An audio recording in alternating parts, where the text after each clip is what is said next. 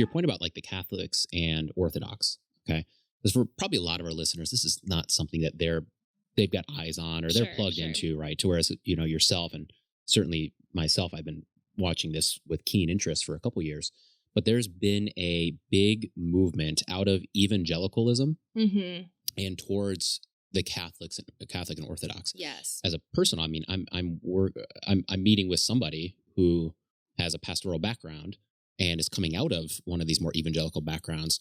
And basically, he was looking at either the LCMS, the Orthodox, or the Catholic, yes. right? And his questions, and his worries in the LCMS was, are you guys going to stick to your traditional roots, or are you guys going to go progressive, right? So for people that are just going about their daily business, they probably aren't recognizing those trends, but they are absolutely taking place, right? Especially with people in our age group, right? 30s, 20s. Young people are not flocking towards more evangelicalism, although there's always going to be big box churches that are big. But they're actually flocking towards traditionalism. And one of the things that we've failed at in the last, 70, 80, 90 years is we've kind of been slowly ditching our tradition and forgetting that we have those things, which is why a lot of those people that have left the evangelical world have gone Orthodox or Catholic because they haven't lost as many of those things in the last 70, 80 years.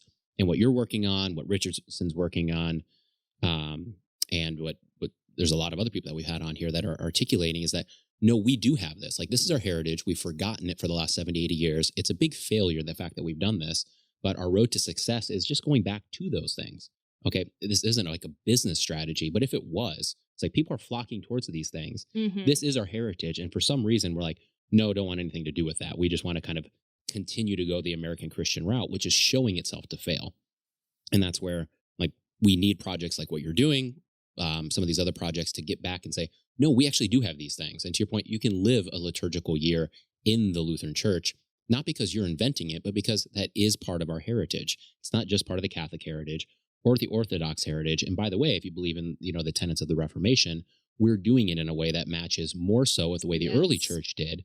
And we've avoided some of these errors that grew up in the church. And that's kind of what your husband's big shtick was, is that like, we are the Catholic Church. Like we claim that we are the church historic, and that the Catholic Church, the Roman Catholic Church, is a schismatic group that broke away. And therefore, you don't have to go to them in order to receive these beautiful traditions. You can do that in the LCMS. Oh, for sure, right? This is the church. Like, this is just what the church traditions have been. And we're so lucky as Lutherans to be able to claim that as our own and say, right, like, this is what we buy into. This is the group that we kind of fall into.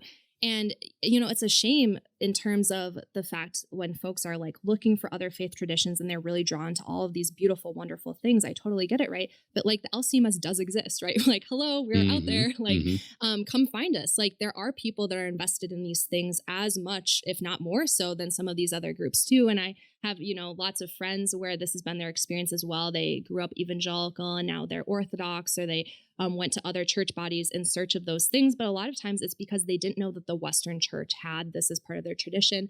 And, as Westerners, like, this should be something that we champion, right? This is something ingrained in us, a way of doing Christianity that is going to be way more comfortable and like close to who we are than, being Eastern or Eastern Orthodox, where like that's separate. My husband and I both have spent a lot of time in Eastern Europe and Russia. And we love it so much. That's a lot of my research. Latvia, right? Yeah, research area, actually, like in terms of my professional sphere. But, we're not Eastern. Like, that's not part of our faith tradition. And there's so many parts of that that's just different from who we are because, of all of these other cultural factors, historical factors, etc. And so that being able to champion that in our own church and say, like, no, this is really part of what the church is, and, the history that we can look back to for all of these generations, like, what a great thing. We just need to be sharing that with more people and kind of getting the word out. And two things real here. I just want to lean into this because I think this is important. And the timing's kind of interesting because I think this whole aspect has been a theme, I think, that's built in. Like I said, I learned a ton from these interviews, right? And I think that this has just been a recurring theme that we haven't planned, but it's just kind of continually come back up, probably in our interviews over the last 2-3 months, right? So in many ways, this is kind of a good capstone, not that some of our future ones won't have that as well, but of just kind of reflecting on this. Two things. One, like, this is an area where I've been kind of continually converted, right? And I wouldn't say I was like fully evangelical, but I was much more oriented that way. And over the years, the more that I've learned, even certainly throughout like the year of this podcast, I've just been kind of red pilled, or my eyes have been open to the importance of this. And then, like I said, watching some of the trends, I'm just realizing not only is it right, not only is it actually the best kind of showing of beauty and goodness, but it's actually what people want, right? And that's not the reason you do something, but it's always sad when, like, so like if, I don't know, football analogy, right? Like if I'm a Detroit Lions fan, sometimes you lose. But like if we sat our best players on the sideline and we lost, like that's a different experience, because you're going like, we shouldn't be losing. Like, why aren't our best players on the field? Like, I understand sometimes you lose and sometimes you win, but it's kind of that way now where it's like, we've been losing for a while, but we're losing because we're not putting our best foot forward. Like we've just kind of taken these great resources, put them aside, and adopted something that kind of has failure inbred in it to some degree. And then we're like, well, why are we failing? And then we kind of double down on that and say, well, maybe if we do that a little bit harder. And it's like, no, bring these great resources back. Like for every one person we convert, we've lost 7. So in other words, our kids have bled out of the church. Exactly. Right? Satan prowls around like a roaring lion, seeking someone to devour. And guess what? They've devoured our own kids. Like we've allowed that to take place. Not on purpose. Like people aren't setting out to say, I want my kids to walk away. But these are great resources that the church understood. Like, bring these habits into your household. Like, don't make Christianity just something that takes place twice a month on a Sunday, in something that doesn't even drip of our Christian expression, but smells a lot more like Americanism with a little bit of Christianity kind of filtered in.